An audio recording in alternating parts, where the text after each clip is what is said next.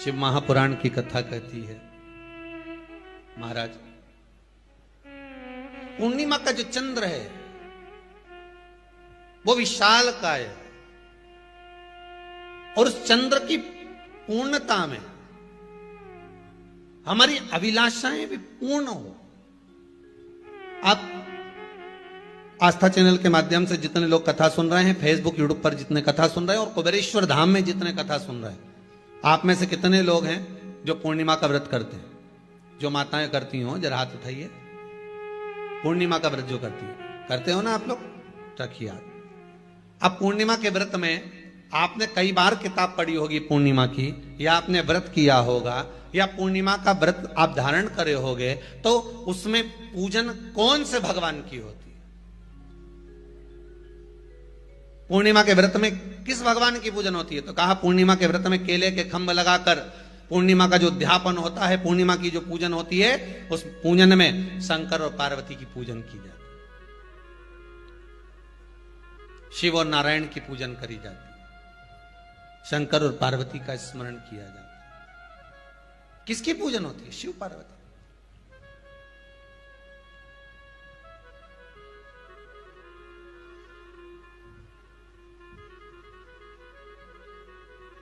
क्यों शंकर और पार्वती का पूजन क्यों करा जाता है पूर्णिमा के व्रत में? क्योंकि शिव और माता पार्वती ही केवल एक ऐसे हैं जिन्होंने अपूर्ण लक्ष्मी को भी पूर्ण बना दिया था। किसको पूर्ण बनाया है? लक्ष्मी। पूर्णिमा के दिन अगर आप शंकर भगवान को एक लोटा पानी अगर शिव को समर्पित कर रहे हो, श्वेत पुष्प को रखकर शंकर जी के ऊपर सफेद फूल को चढ़ाकर अगर एक लोटा जल भी, एक पात्र जल भी शंकर को समर्पित कर रहे हो, तो ये लक्ष्मी के लिए ही तो कर रहे हो।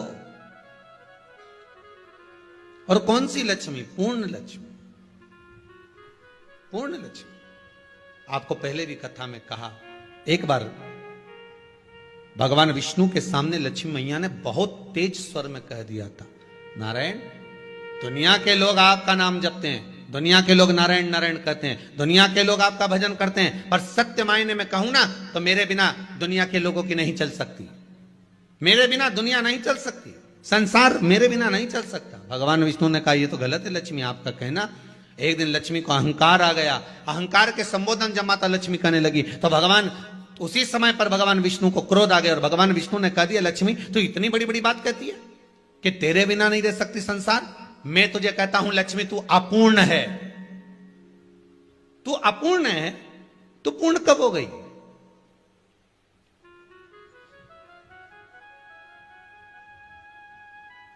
तेरी पूर्णता कहां हो गई? लक्ष्मी की आंख से आंसू बहने लगे। आज आपने मुझे अपूर्ण कहा है, आपको मालूम है आप मुझे अपूर्ण कह रहे हो? आपको यह ज्ञात हो रहा है आप मुझे अपूर्ण कह रहे हो? भगवान कहते हैं, हाँ लक्ष्मी, मैंने तुझे अपूर्ण कहा है। अपूर्णता का मतलब आप जानते हो ना? भगवान कहते हैं, लक्ष्मी मैं सब जानता हूं। लक्ष्मी रोती हुई माता सरस्वती के पास पहुंच गई। सरस्वती ने पूछा, क्या बात है लक्ष्मी, क्यों रो रही हो? लक्ष्मी जी ने कहा, क्या बताऊं सखी, मेरे पति ने आज मुझे अपूर्ण कह दिया है। तो क्यों रो रही है तू? अपूर्ण अगर कह दिया, पति ने ही तो कहा है ना, तो क्यों रोना? चल मेरे साथ में। और सरस्वती मैया माता लक्ष्मी को लेकर सीधे पहुंच गई माता पार्वती के यहां। माता पार्वती के यहां जब पहुंची, माता पार्वती ने लक्ष्मी जी को देखा और सरस्वती को देखा तो पूछा कि बात क्या है, क्या हो गया ऐसा, क्या हुआ, क्या है ऐसा जो तुम दोनों आज मेरे पास में आई? क्या हुआ? पार्वती जी कुछ बोलती, शिव जी का ध्यान माता सरस्वती की ओर और लक्ष्मी की ओर गया और भगवान शंकर जान गए कि आज भगवान नारायण ने लक्ष्मी जी को अपूर्ण कहा है। अब देखें माता पार्वती क्या कर सकती है, इसको पूर्ण बनाने के लिए करेगी क्या? क्या हुआ? माता सरस्वती जी बोली, लक्ष्मी को अपूर्ण कह दिया। अपूर्ण कह दिया? हाँ, तो क्या सोचना उसके लिए? इसको मैं अभी पूर्ण बना देती हूं। माता जगतजननी पार्वती ने गोदी में विराजमान गणेश जी को उठाया और उठाकर लक्ष्मी जी की गोद में दे दिया। ले लक्ष्मी, आज से तू पूर्ण हो गई। लक्ष्मी, आज से तू पूर्ण है। गोदी में जब तक संतान नहीं है तो नारी को लोग अपूर्ण समझते हैं, पर माता पार्वती जी ने संपूर्ण ब्रह्मांड में एक सिद्धता प्रदान कर दी कि अपने गोदी के लाल को, अपने गोदी के पुत्र को माता ने लक्ष्मी की गोद में देकर लक्ष्मी को पूर्ण बना दिया। वो दिन कौन सा था? पूर्णिमा का दिन था। पूर्णिमा के कितने व्रत होते हैं? बोलते जाओ, जरा जल्दी जल्दी बोलो। पूर्णिमा के नारियों को, स्त्रियों को अखंड सौभाग्य के लिए, जो नारी वैधव्य नहीं होना चाहती है उस नारी को पूर्णिमा के कितने व्रत करना चाहिए? जिस नारी के यहाँ संतान नहीं हो, औलाद नहीं हो, उसको पूर्णिमा के कितने व्रत करना चाहिए?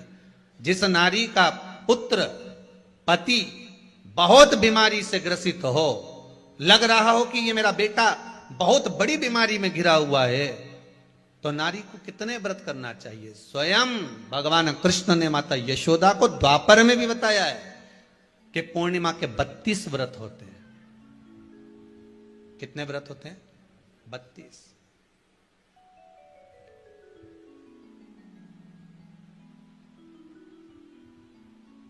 स्वयं भगवान कृष्ण यशोदा रानी को, माता यशोदा जी को भी बता रहे हैं 32 व्रत।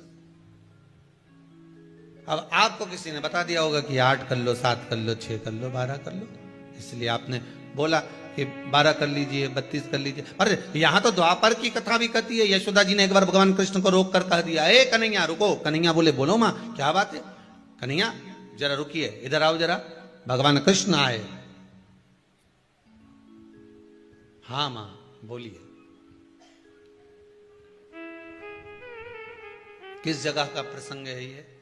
जिस समय पर राधा रानी कुरुक्षेत्र में नंद बाबा और यशोदा जी को लेकर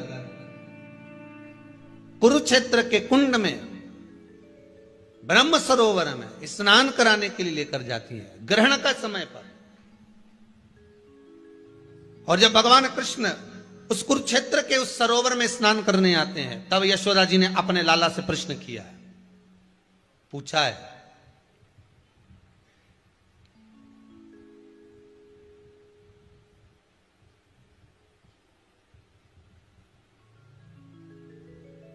कि नारी वेधव्य होकर ना मरे।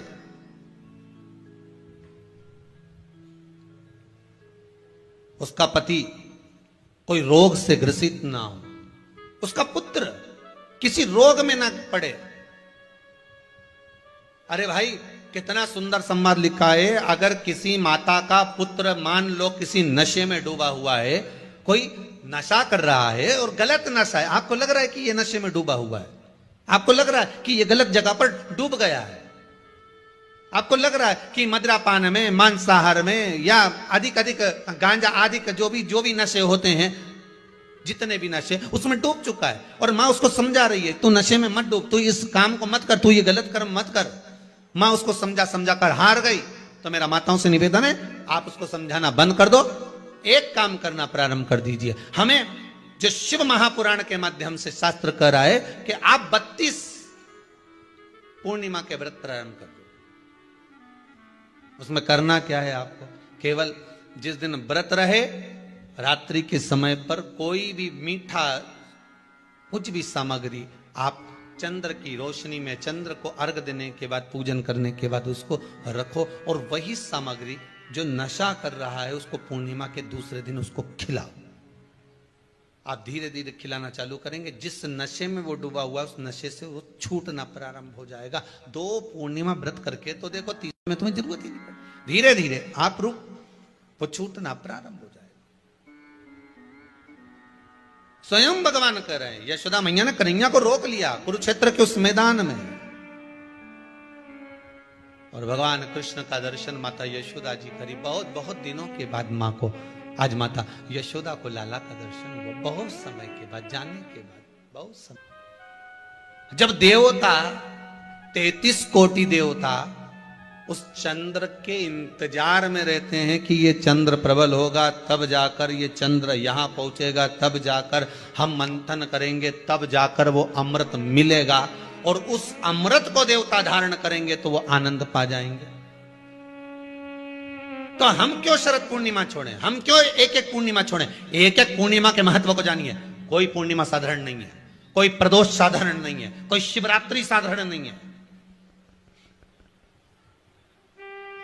12 महीने शिवरात्रि पड़ती है, 12 महीने में प्रदोष पड़ते हैं, पर 12 महीने पड़ते हैं, हम उसका महत्व ही नहीं जान पाते।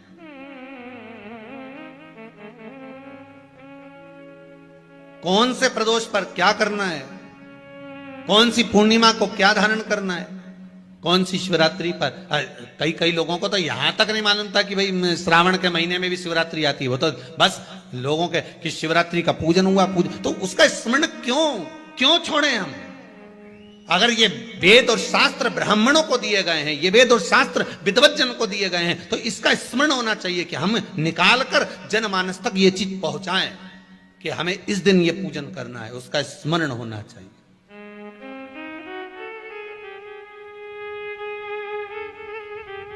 और वो सुख देने वाला।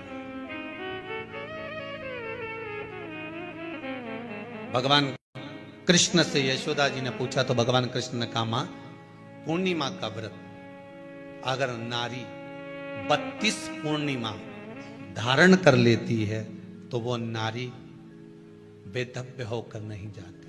पर आप लोग व्रत जो करते हो ना, जो भी व्रत आप लोग उठाते हो, सोमवार का व्रत जैसे किसी माता जी ने उठा लिया और वो उठाने के बाद, हम तो शादी नहीं हुई थी ना जब भी सोमवार व्रत करते थे, अब शादी हो गई अभी भी हम सोमवार का व्रत कर रहे हैं, करे जा रहे हैं, और उसका कोई उद्यापन नहीं करा, कोई संकल्प नहीं लिया गया कि मैं 5 करूंगी कि 16 करूंगी कि 25 करूंगी कि 31 करूंगी कि 21 करूंगी।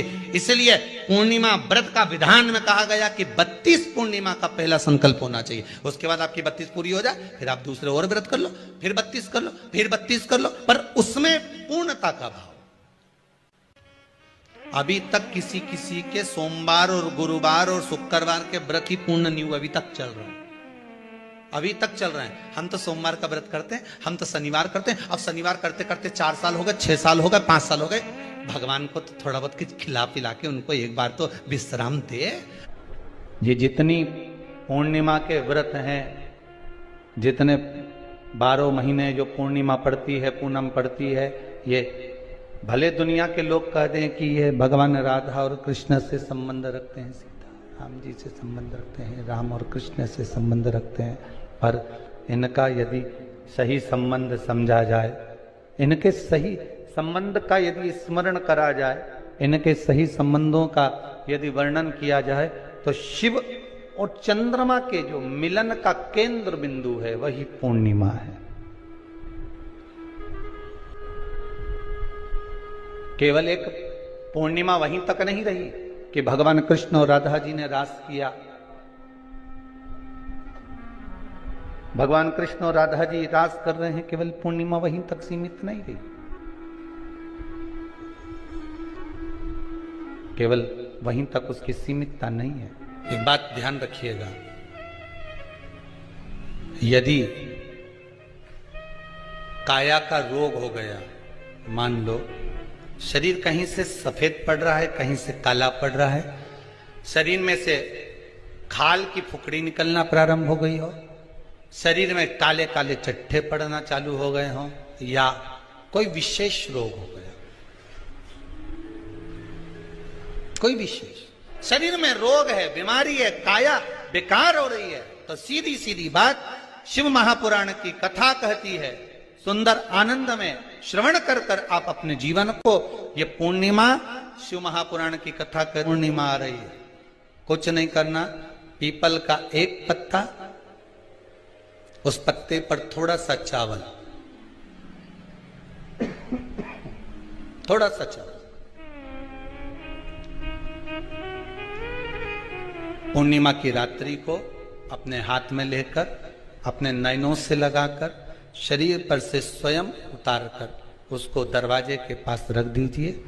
पूर्णिमा की रात्रि को पूर्ण होने पर उस चावल को दूसरे दिन सूंघ कर बहते हुए पानी में डाल दीजिए। महाराज, कितने भी रोग से ग्रसित हो गए, पीपल का एक पत्ता 52,000 ब्राह्मण की साक्षी कराता है। महाराज बहुत ध्यान देना, पीपल के वृक्ष में स्वयं नारायण का, मेरे कृष्ण का वास है। स्वयं भगवान गीता के अंतर्गत कहते हैं कि मैं पीपल का वृक्ष हूं, नारायण उसी में। 52,000 ब्राह्मणों का वासा एक पीपल के पत्ते में होता है।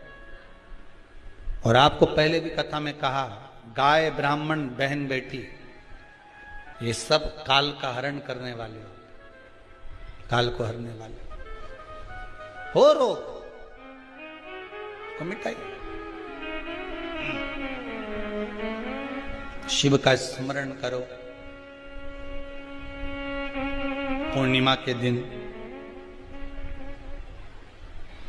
चावल का एक आखा दाना, आखा दाना जानते हो, पूरा, खंडित चावल नहीं, कितना चावल, एक दाना चावल का शंकर भगवान के शिवलिंग पर समर्पित करिए।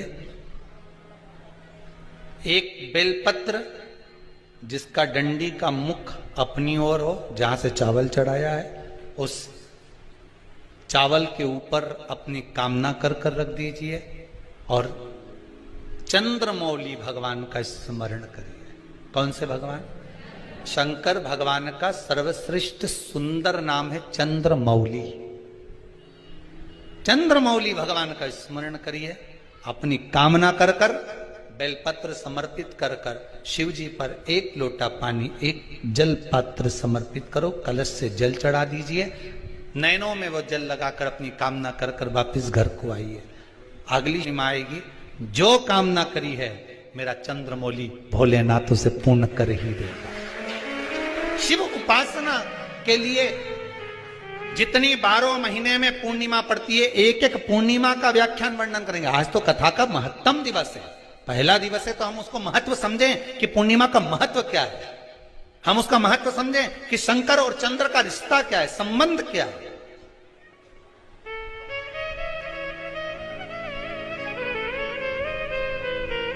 भगवान ने जितनी पूर्णिमा बनाई है, जितने नक्षत्र बनाए, जितनी घड़ी बनाई, जितना पल बनाया, जितना समय बनाया, ये शंकर भगवान ने जो बनाया ये गलत नहीं बनाया, श्रेष्ठता के लिए बनाया, जग के उद्धार के लिए, संसार के उद्धार के लिए बनाया। अब उसका प्रयोग आप करें ना करें या आपके ऊपर है।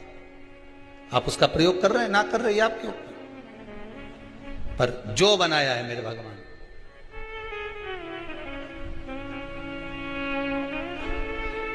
शिव देने